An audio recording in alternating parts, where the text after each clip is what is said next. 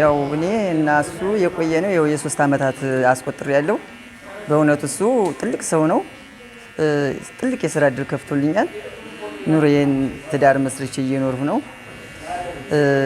ከፍተኛ በሳምንት ቢያንስ ከ3000 ድረስ ያለ አገኛለሁ የገቢ ምንጭ። ይህን እያገኘሁ ቤተሰቤን እየመራሁ እያስተዳደርሁ ነው። አሁንም ወደፊት አሁንም ቢሆን ከፍተኛ ደረጃ እንደምደርስበት ተስፋ ጋር ሆኜ ራዕይ አለኝ።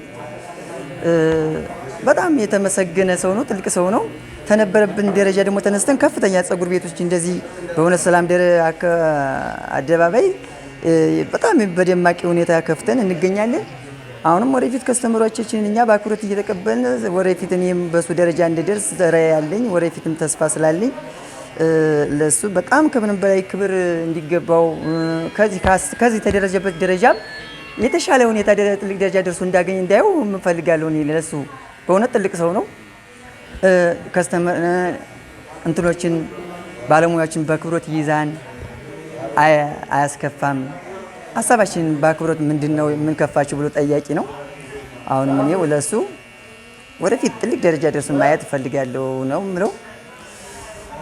እኔም ወደፊት እንግዲህ እግዚአብሔር እንደፈቀደ እኔም ወደፊት በሱ ደረጃ ደርሳለሁ ብዬ እኔም ተስፋ አለኝ።